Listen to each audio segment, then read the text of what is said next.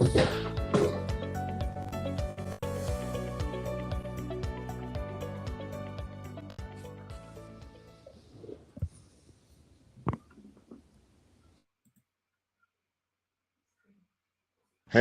it's the podcast guy.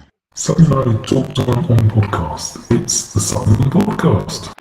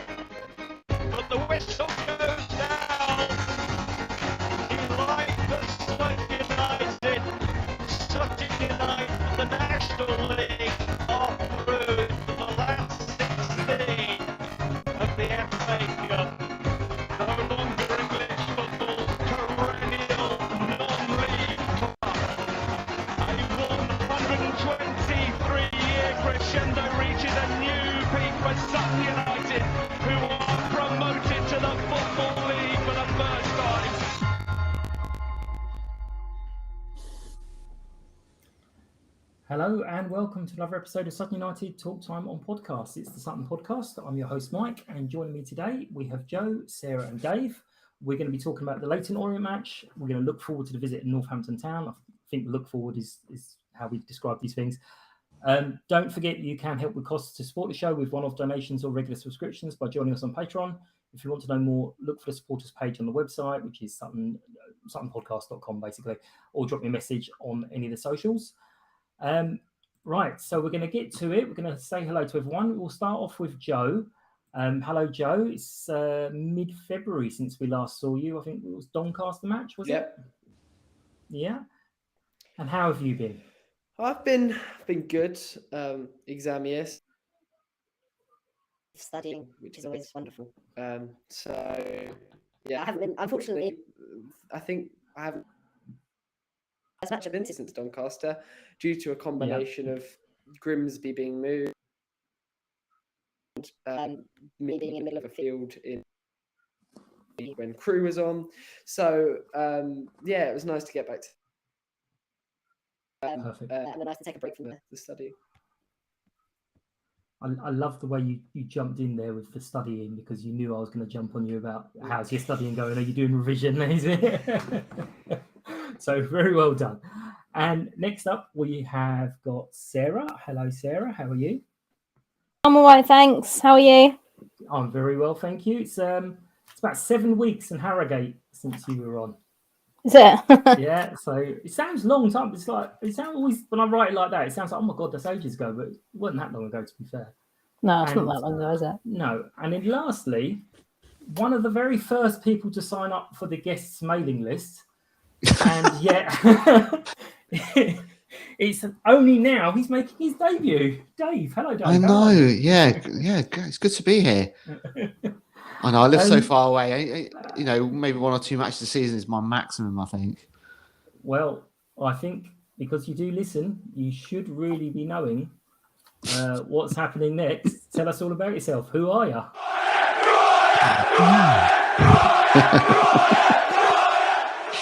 Brilliant. Yeah, I'm Dave. I've been a Sutton fan since 1990. Born and raised in Sutton, or North Cheam, a bit more precise. I don't know what more to say, but I moved away in 2011. Lived down in sunny Hampshire. Perfect. Right, I just want to say, if in case anyone is actually watching live, that redness is not sunburn. I've just the sun is streaming in the window, and I've put a tea towel up to block it, and I've just realised it's a bright red tea towel, so it probably wasn't the best choice. So before we move on to anything here, a couple of weeks ago actually, I had a little chat with the Volunteer Centre Sutton, and it's about what they do, highlighting a showcase event they've got coming up on Tuesday. So there's something for everyone there, and they were very keen to make sure it was clear that if you sign up for something, it isn't a life sentence. And to anyone who's not on live, that interview is going to be popping on now. If you are listening live, you will have to listen back later on. This is a way to get the viewing figures up, listening figures even. So do pop along, do drop a message, check out the website. There's lots of volunteering things and that idea of a WhatsApp group that they've got, which you can kind of join. And if there is a job that you can do, which there's loads of things that we just do in ordinary everyday life that we don't realise other people can't do. So do have a little chat with them, or at least find out what they do and share the message. Club lose. The ladies' team lost today, Enfield. It was a bit of a mad game. I looked away for a second, and there was 2 goals in about 45 seconds. It went 0-0 to 1-1, but unfortunately we lost in the first half 2-1 and couldn't quite get it back in the second half. But please do come along next 2 Sundays. We're at home. I should go through Gander Green Lane. The weather shouldn't cause a problem. Still free entry. You can walk around the whole ground. Obviously, some people don't walk around the whole ground. They stick to their normal, regular spot without fail. And you can have a pint and at pitch side as well if you want. So they always appreciate the support. So please do come along.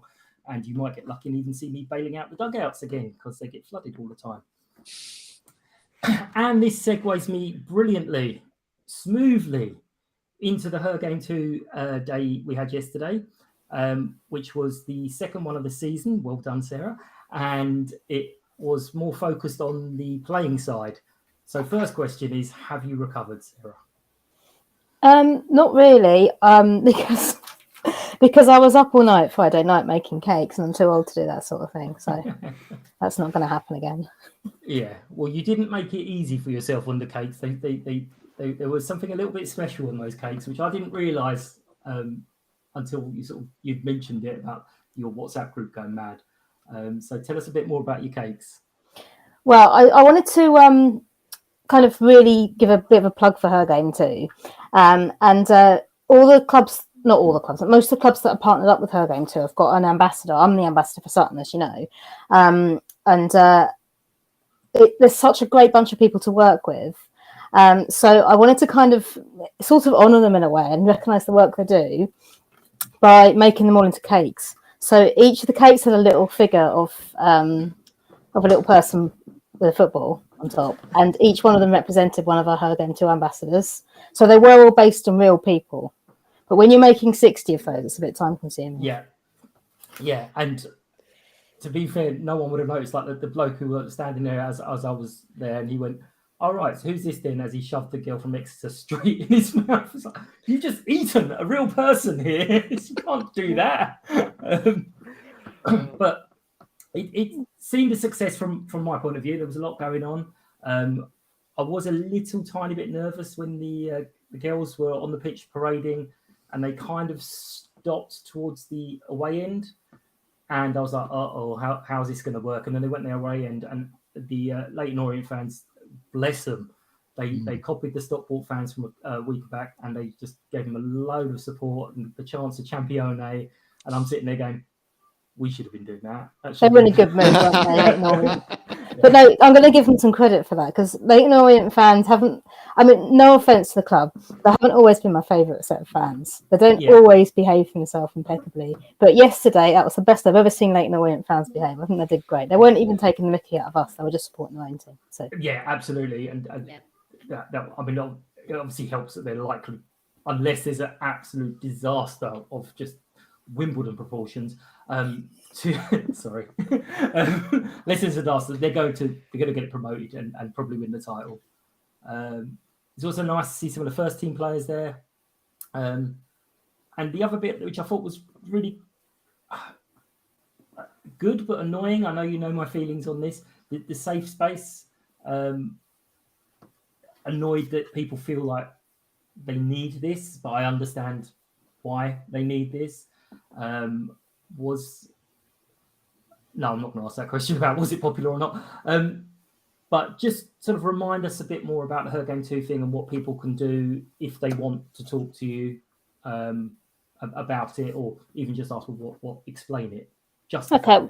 Well, the idea of the safe space was just because for various reasons, a lot of women found themselves feeling a bit uncomfortable at football matches.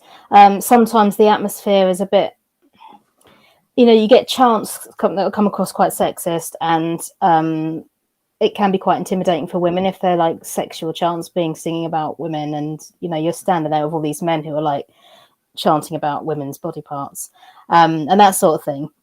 And a lot of, we did at Her Game Too, we did a survey not long ago, and a lot of, we're asking women who don't go to football matches why they don't go to football matches, and so a lot of them actually said because they didn't like the atmosphere.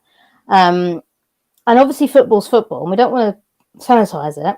We don't want to take away the things that make a good atmosphere, and the whole culture of football. We don't want to take all it away, but we just want to make it so it feels safe for everybody and feels welcoming for everybody, whilst retaining all the fun bits. And the idea of the safe space was if any women wanted to come and talk about anything that was bothering them, anything that was stopping them coming to football, anything that was making them feel a bit iffy about it or feeling unsafe, what could we do to make them feel safer, and that sort of thing. So it's always good to talk to other people who are in the same sort of situation as you. So that's kind of why I've always said, come and talk to me, because I'm the ambassador for Her Game Too. Any issues that female fans or male fans, in fact, report to me about sexism or anything to do with, women not feeling safe at football, I can take it straight to the campaign and get some advice on what to do about it. And also I'll take it to the club because I'm the link between the campaign and the club. I'm lucky, actually. My job isn't too hard as Her Game Too ambassador because Sutton's already quite a inclusive and welcoming club. There's not actually a lot of things, as far as I'm aware, that we need to change at the moment. But I say as far as I'm aware because there might be some women out there or girls who have been sort of experiencing some of this and I don't know about it. So, if you do have any sort of misgivings about anything, no, that's not quite the right word. If you're bothered about anything at football that's to do with sexism, you can come to me and I will do everything I can to kind of help support the club to basically stop that from happening.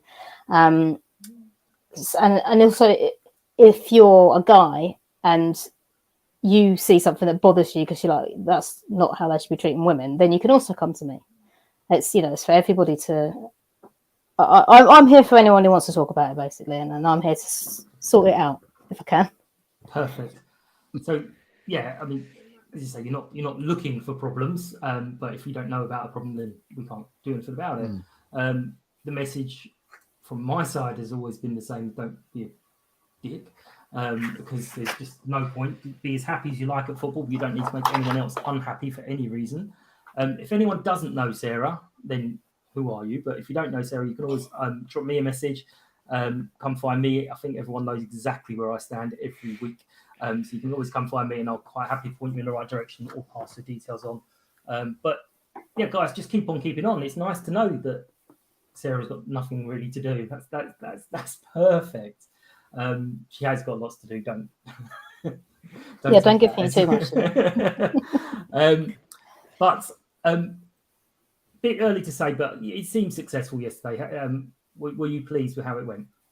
Yeah, well, we had a great turnout for the match, which I was hoping for because it was local game, big game for Leyton Orient.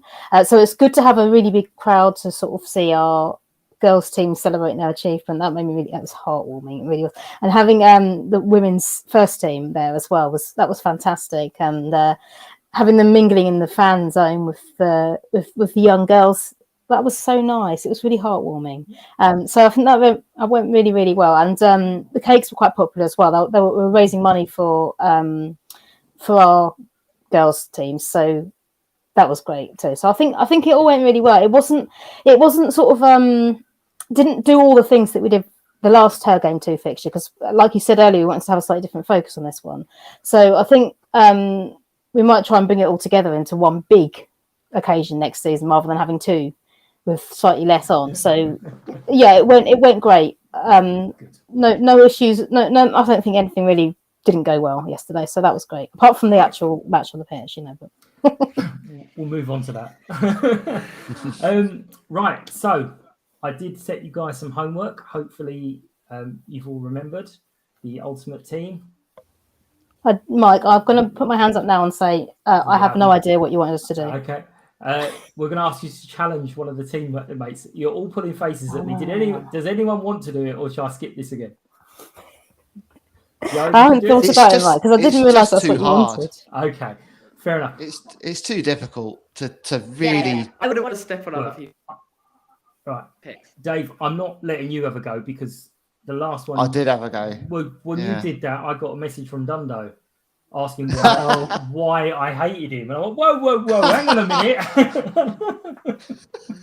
1 second. You can't do that to Dundo. There were calls that said, I think Chalmers were going, Dundo, tell him he can't use your voice in the title. And I was like, let's calm down here. We'll have to have possibly another spot on the subs bench, which will be forever done. Okay, well, we'll leave that. That's fine. We will get onto the match. Let's start with the lineup. So, firstly, did everyone know why Ben wasn't there?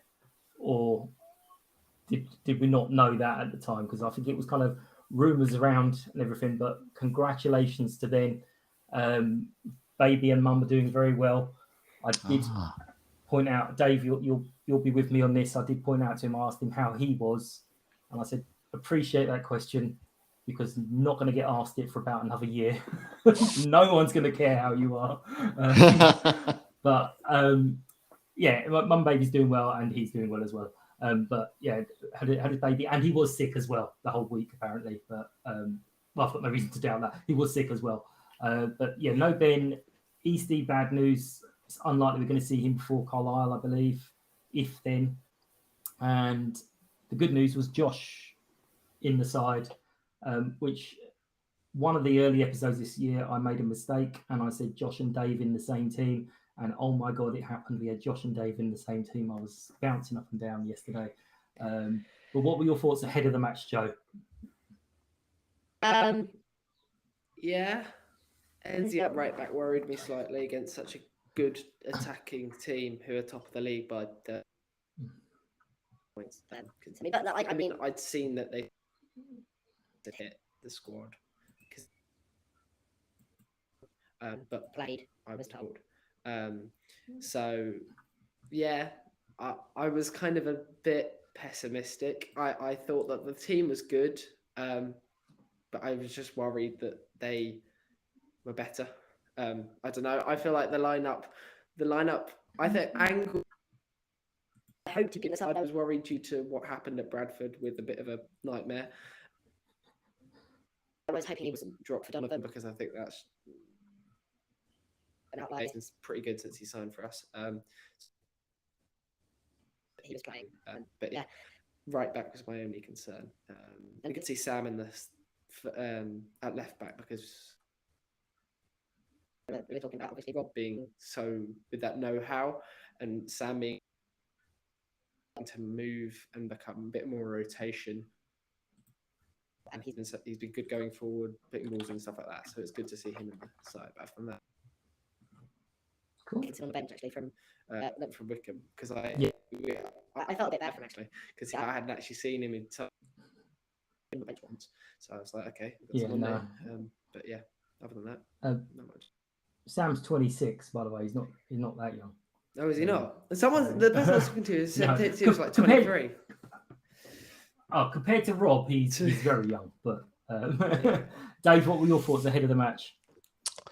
Slightly concerned about the form going into this game. We'd lost a few and haven't won in 6, is it? Yeah. No Craig Eastman, no Will Randall. It was always going to be difficult. So, but I mean, I thought they played really well considering who we were missing. And Sarah, what were you ahead of the match? Did you have any time to think about anything ahead of the match? Sorry. But I mean, pretty much what Dave said, actually. I mean, I didn't really have time to look at the lineup beforehand, but I knew that we would be missing a few players that we needed to be at our very best. I didn't know about Ben until afterwards. But I knew, I mean, to be honest, with our form going into the game and with Leyton Orient's, I would have been happy with a point from that game, even though we were at home. I know that sounds pessimistic, and I obviously always try to support the team onto a win, if you know what I mean. But I wouldn't have been upset if we hadn't won, if we'd drawn. I wouldn't say I never go to a game expecting to lose, but I'm not surprised that we did. Yeah, there's games you walk away from going, oh well, never mind. So I mean, we've mentioned the illness. Obviously, we don't exactly know what's gone through the camp, but Matt's mentioned it, I think, 3 or 4 times now, with lots of people going down with this illness. There were people who didn't even train on the day before, a couple of days before, and they were playing. I think you mentioned Jack was one of them, Joe. I mean, it has to impact their performance.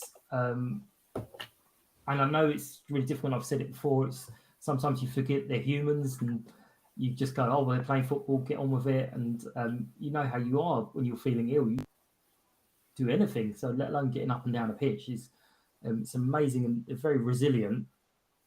And it took 2 excellent goals to beat us. Start with the free kick, which maybe never was. Dave, I'll start with you on this one. What did you sort of think of the award of the free kick, and then lucky was Jack of it coming back on? I mean, from where I was standing, it didn't. I didn't think it wasn't a free kick. But yeah, it was when it went in. It was kind of like wow, that's why they're top. And it was, and the keeper's unlucky as well because it hit the bar and then hit the back of his head or whatever, and then went and bobbled in. But it was an outstanding free kick. Yeah. But whether or not it was a free kick, I don't know. It didn't look that bad to me. I mean, I'm on the fence on that one. Yeah, to me, it looked like Jack actually tipped it onto the bar, so it would have been because maybe he didn't. I don't know. It looked like the bar. Sarah, what were your thoughts at that point? I thought it was going to hit the bar and bounce out, but it didn't. And then there was the right back, I think he was, who scored an absolute worldie. Some of their players looked a bit shocked as well. Yeah. It was quality, wasn't it? It was brilliant. So, well, that's quite a finish. I'm not going to argue with that. I had a weird moment before the goal. I'm actually very proud. I was proud of it in the moment, but then I realised, oh no, we've gone 2-0 down. Is that when he got the ball, I said he's hitting this.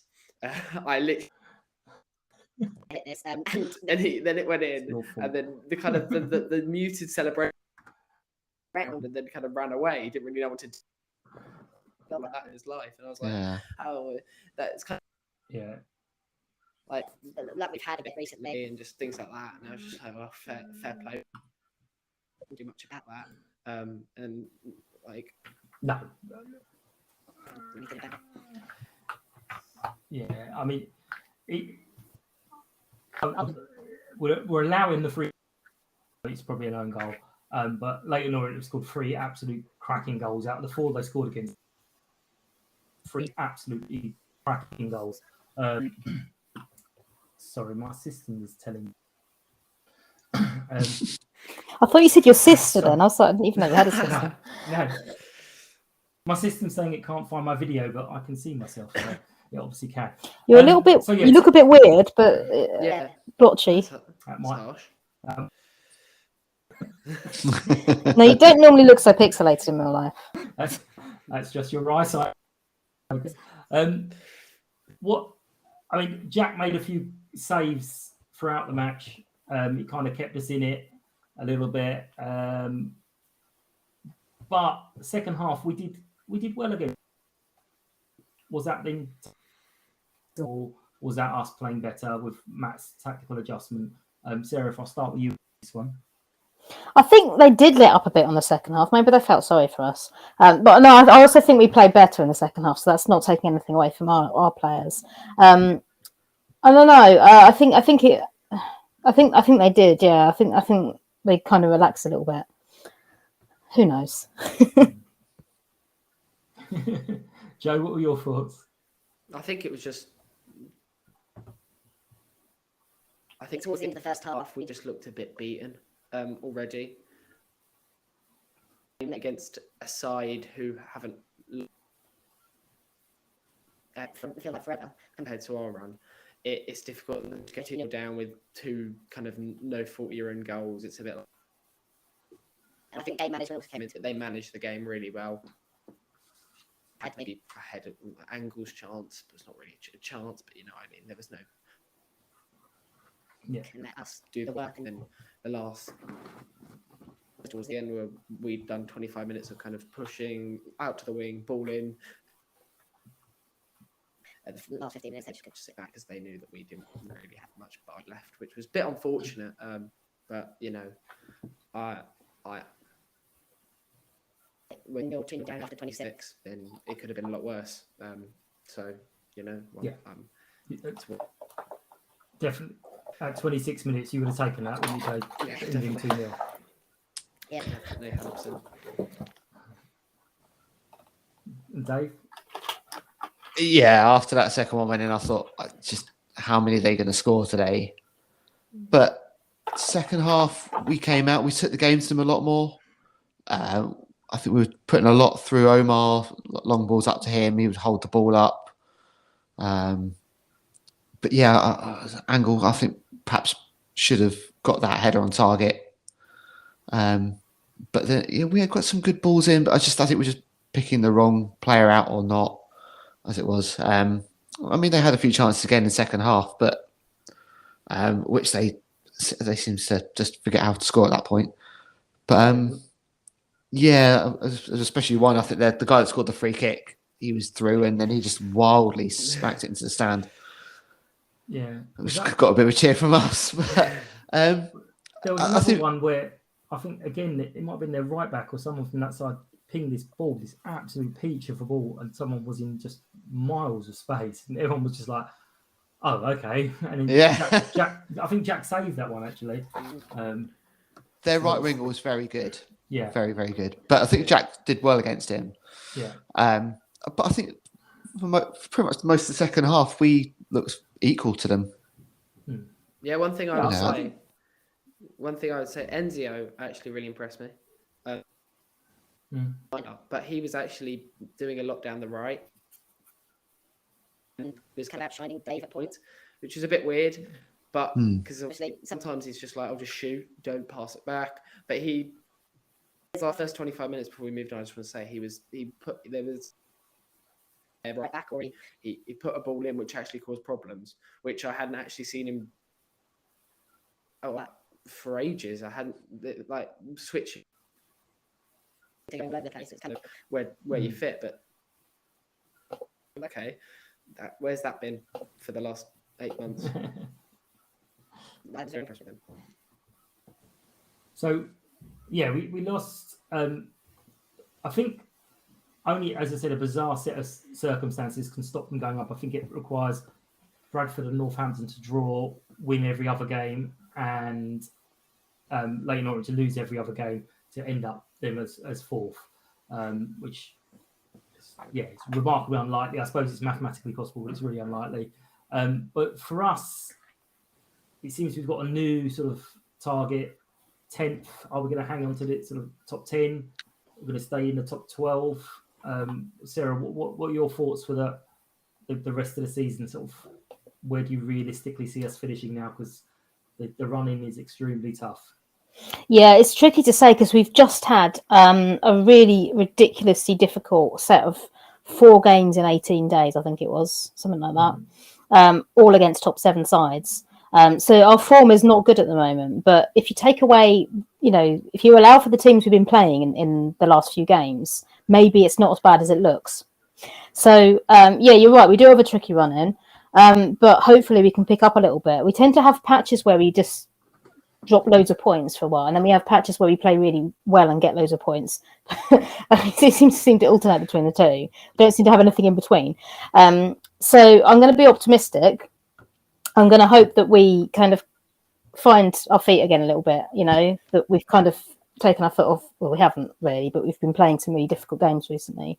Oh, no, we haven't even finished that tough run, have we? Because we've still got Northampton to play, and that's the 4th of those 4 games in 11 days. Yeah. But I reckon. Let's do it. Let's do it. So, 10th. I think 10th is a good target. Actually, it'd be nice to finish a place or two above that. I'd be very happy if we do. But I'd be, you know what? I'd be pleased to finish in 10th. Let's not forget we're Sutton United. We're in League Two. You know, we've been in non-league side. We're in non-league side for 123 years. So it's only our second season in the Football League. 10th is brilliant. Well, yeah. So I was going to kind of say the teams that we've got left. One side of the coin is they've all got something that they're battling for. So obviously they're going to be up for it. But that also possibly makes them fragile as well because they don't want to necessarily lose the game. So there's a chance for us to get at them as well. And we tend to play or to get the results when we're kind of letting teams come at us.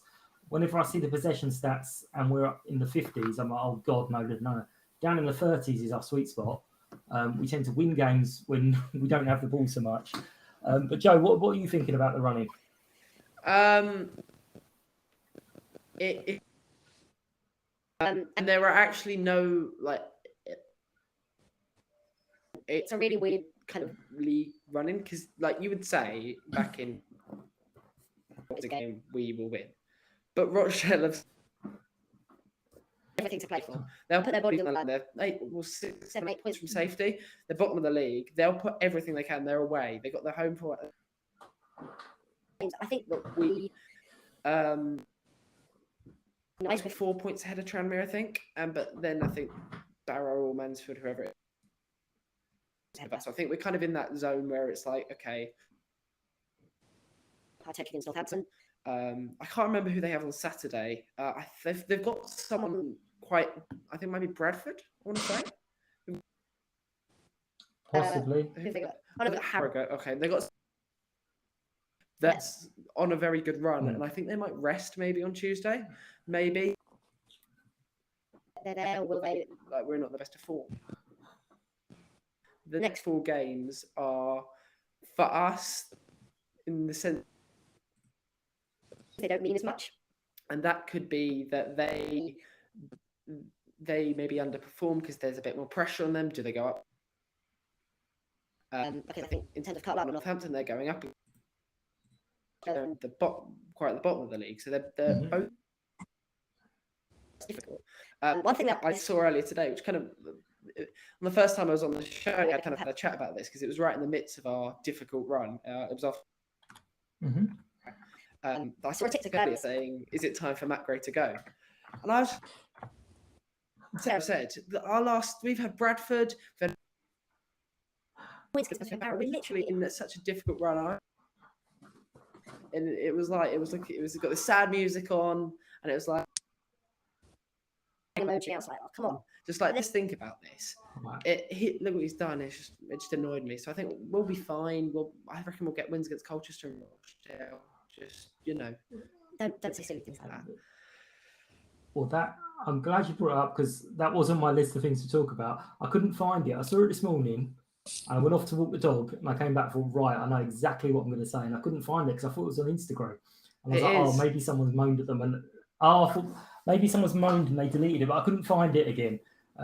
But yeah, that's insane. I mean, I get, and I understand the whole putting things for likes and interaction, and on social media there's no bad interaction, it's just interaction.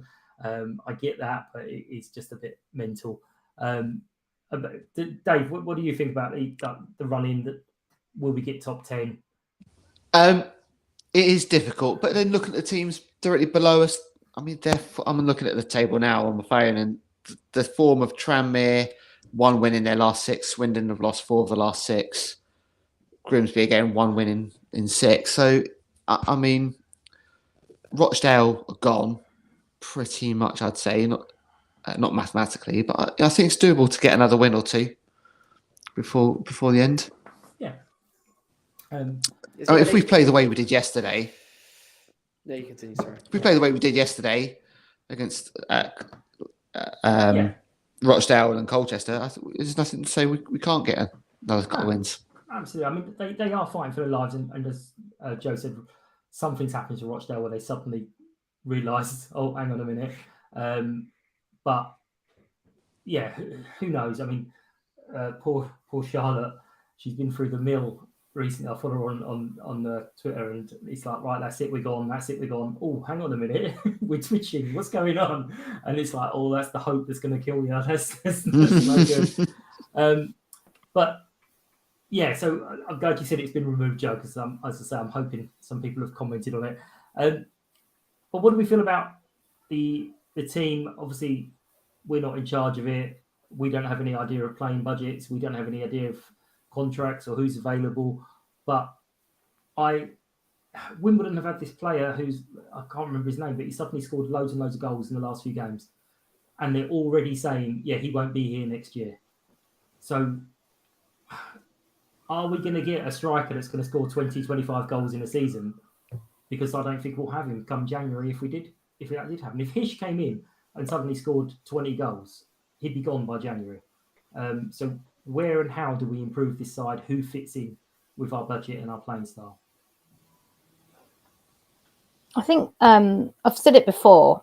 The whole 25 goal a season, man, is not only kind of a myth with our budget, but also, do we really want that? Do we really want to have so much reliance on one player who, I mean, these people get injured quite easily as well. You know, they always throw themselves into it. And we can't afford a backup for someone like that. So I'm quite happy with kind of having several players who work well together.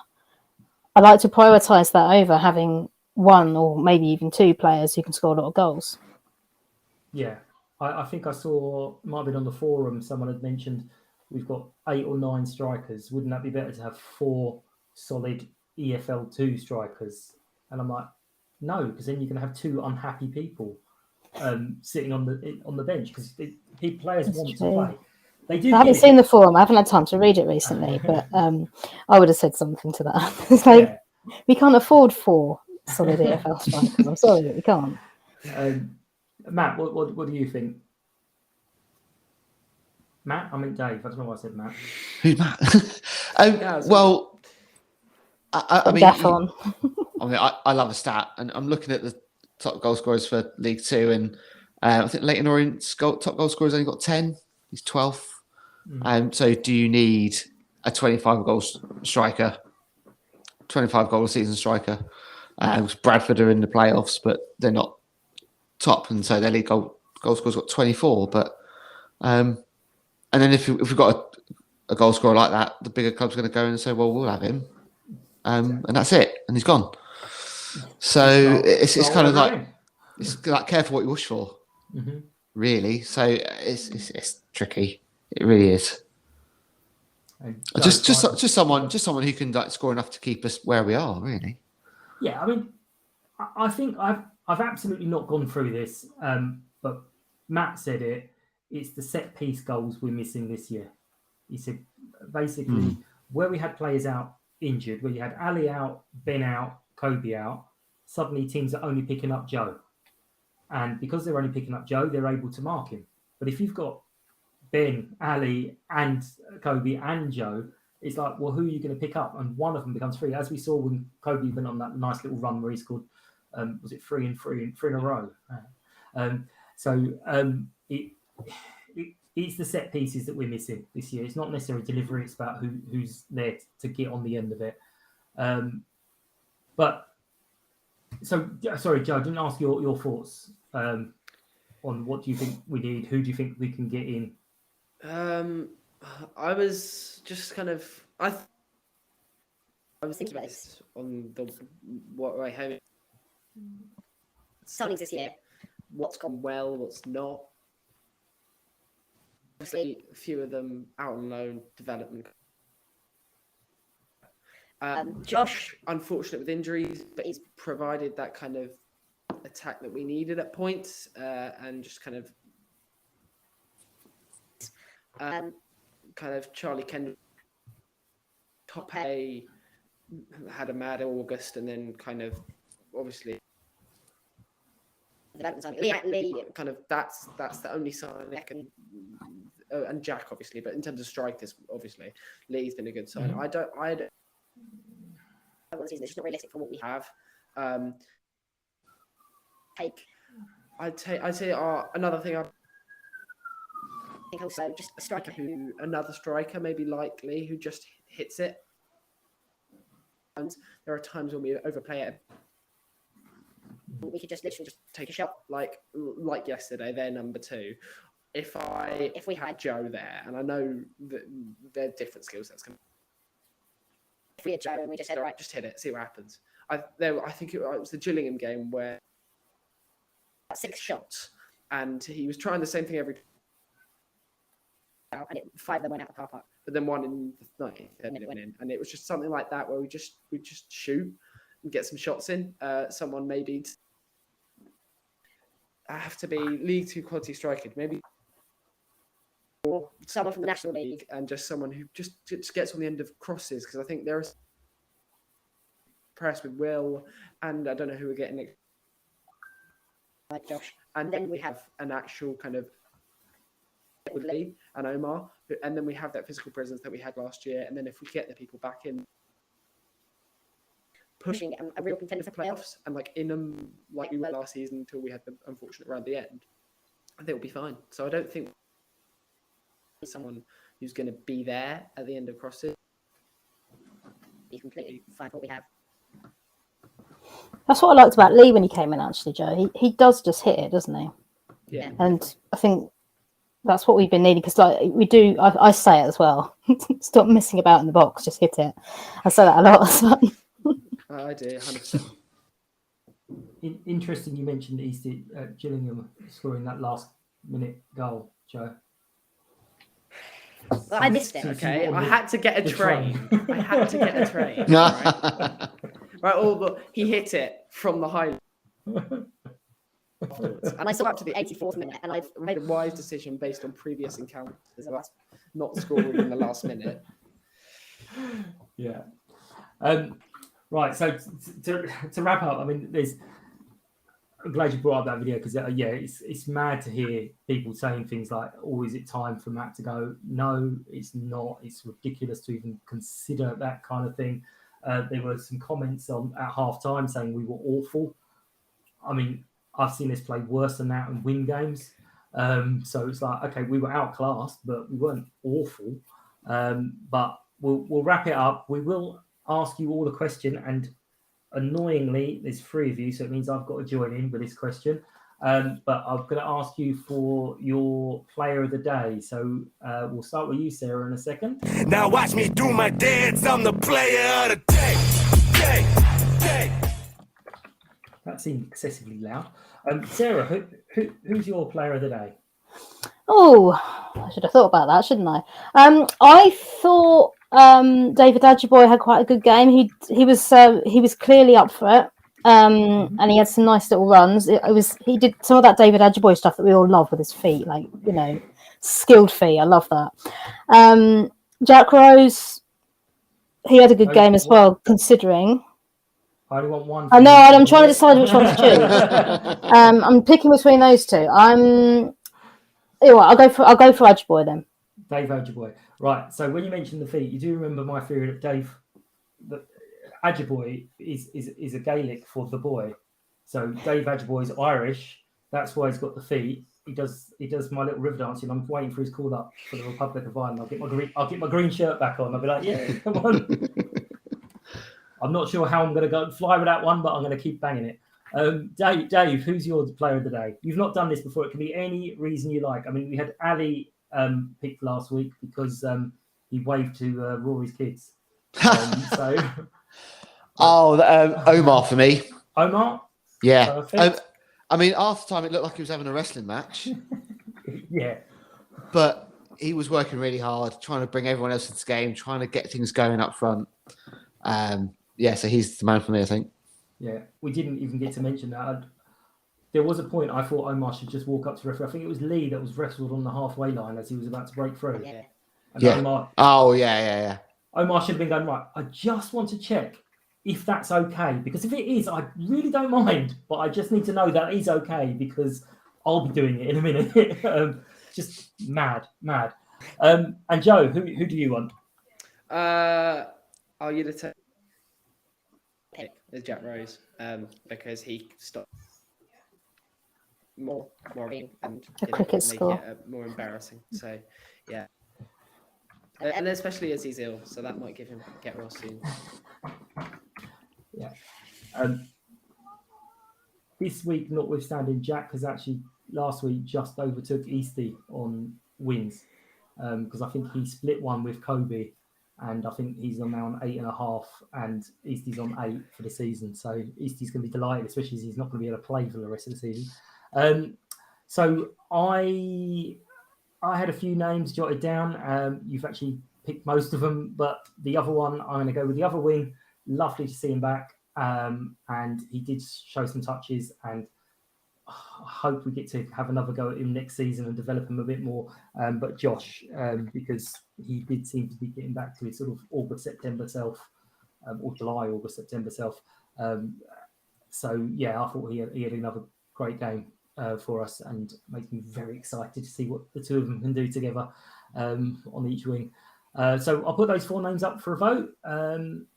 I am having a quick chat in a little while with Charles from the It's All Cobblers to Me podcast, so I'll be slotting that in here. But what do you guys feel very quickly on Tuesday? I'm not sure I can agree with Joe where Northampton are going to go easy, since we came back from 2-0 down at their place. So I'm fairly sure they're going to have some kind of anger issues over that. But Sarah, if we start with you, what's your thoughts on Tuesday night? Well, they've got everything to play for, haven't they? I mean, they've got more than we do to play for. That doesn't mean that we're going to take our foot off. But I'm quite nervous about it, actually, because they are a good side, even if we did manage to do what we did at their place. But yeah, I really hope to get something out of that game. It's going to be another one where I'm like, it's going, yeah. If we don't win it, as long as we get a point out of that, I'll be okay. Perfect. Yeah, I'm hoping we start Killian at that one, because they were terrified of him at their place. They will not be happy. And on Killian, sorry, did you see? Is it Omar Beckles? He jumped up with Killian for a corner and bounced about 3 foot away from him and had to have treatment on the floor. Obviously, I don't like having players having treatment, but yeah, moral of the story: don't try and shoulder barge young Killian. No, because he's baby Dundo. Yeah, I know he is. How many years are we going to not be saying that? We'll be like, do you remember that old guy who played like Killian? No, it's always going to be Dundo. Don't you dare. Dave, what do you think of Tuesday? If we play like we did yesterday, I'd like to think we get a draw. Perfect. And Joe, what's your thoughts? 3-1? No. I think we. I think. I'm worried. Ish. I'm not worried. I'm trying to let the optimism, as you said before, the youth optimism bias come in here, and I'm trying to. You know, they're on a good run. And they are a good side, and we played well in that second half. When it's good to come to see that we. I wouldn't mind seeing maybe a little bit of squad rotation. I'm not saying that to play a weaker side, maybe, but obviously Colchester's quite should be getting something from, and maybe